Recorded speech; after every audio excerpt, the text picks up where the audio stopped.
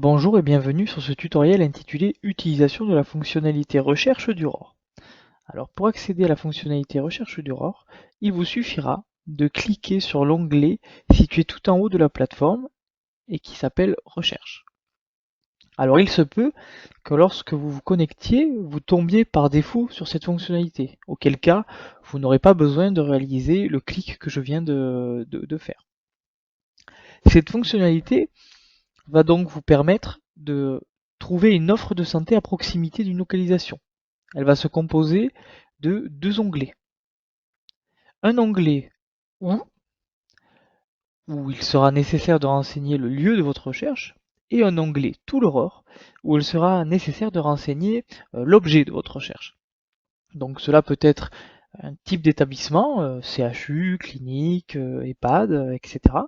Mais cela est plus adapté à un type de prise en charge spécifique, par exemple la prise en charge de l'obésité, un type d'unité spécifique, par exemple une unité Alzheimer, ou un équipement spécifique, par exemple la balnéothérapie. Alors, dans mon exemple, je vais prendre comme localisation Clermont-Ferrand. Voilà, une liste de recherche va alors apparaître. Il faudra bien cliquer sur la localisation qui correspond. Voilà. Et en ce qui concerne la fonctionnalité tout l'aurore, je voudrais rechercher tous les établissements situés à Clermont-Ferrand qui sont pourvus d'un espace vert. Donc, dans cet onglet-là, je vais inscrire espace vert. Voilà.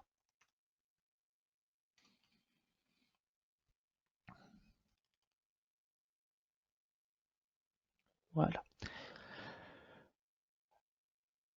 Alors, une liste va également apparaître et vous demandera de préciser votre recherche. Donc, pour cet exemple, je vais rester sur une recherche globale dans toute la plateforme. Voilà. Je clique ensuite sur rechercher et le moteur de recherche va alors se lancer. Donc voici à quoi ressemblent les résultats de la recherche. Sur la gauche, vous retrouverez des éléments qui vont vous permettre de discriminer davantage votre recherche. Vous pouvez décider par exemple de sélectionner à l'aide d'une coche un type d'offre, des activités opérationnelles, un mode de prise en charge spécifique, des types duo, des actes spécifiques, des équipements spécifiques ou même des spécialités. Sur votre droite, vous retrouverez les établissements répondant à votre recherche et qui seront classés en fonction de la distance d'éloignement du point que vous avez renseigné précédemment. Donc pour poursuivre mon exemple, je vais cliquer sur le premier établissement de la liste qui se nomme l'ESAT du CCAS de Clermont-Ferrand.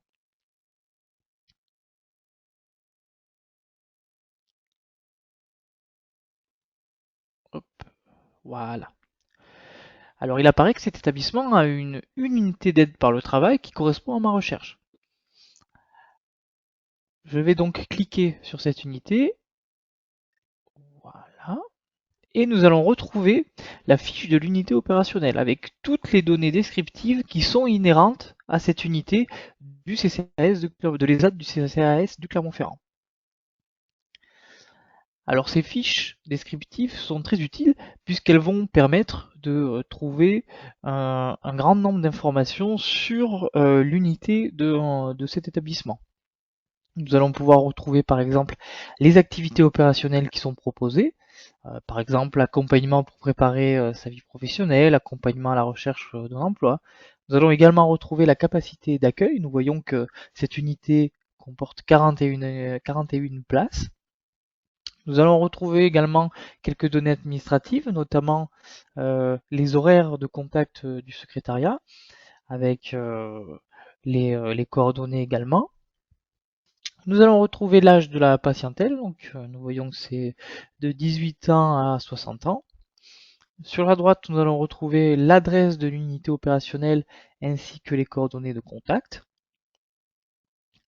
Un petit peu plus bas, nous allons retrouver les actes spécifiques. On voit par exemple qu'il y a accompagnement de la personne en stage, accompagnement à l'utilisation des transports en commun, accueil de stagiaires en stage pré-professionnel, activité professionnelle, activité verte, avec espace vert, agriculture, activité bois. Donc cela corrobore la recherche que nous avons fait juste avant. Nous allons retrouver un petit peu plus en bas les équipements spécifiques. On voit que cette unité est pourvue d'un véhicule adapté au transport de personnes à mobilité réduite. Encore un petit peu en bas, nous allons retrouver la spécialisation de prise en charge, notamment déficience auditive grave, déficience intellectuelle, handicap psychique, handicap à prédominance cognitive, polyhandicap, etc., etc. Nous allons également retrouver les modes de prise en charge, ainsi que les modalités d'accès à la prise en charge. Voilà. Les compétences ressources, donc qui nous renseignent un petit peu sur les compétences spécifiques et les professions ressources qui sont allouées à cette unité. On voit que l'unité est pourvue de psychologues, d'éducateurs techniques spécialisés, d'une secrétaire, d'un conseiller en insertion sociale ou professionnelle. Voilà, un petit panel de professions ressources et de compétences spécifiques.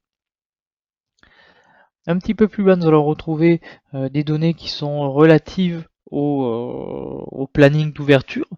Donc nous retrouvons notamment les horaires, donc de 9h à 17h du lundi au vendredi. Voilà.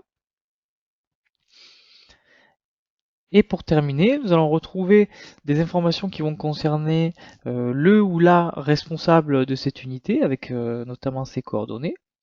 Et juste en dessous, alors ici ce n'est pas le cas, il y a un onglet informations complémentaires, donc comme je le disais il est vide ici, mais il arrive parfois que des établissements souhaitent apporter des précisions qu'ils n'ont pas pu faire ressortir sur les onglets qui sont un petit peu au-dessus, et donc ils utilisent cet encart qui est un champ libre qui permet voilà, d'apporter quelques compléments.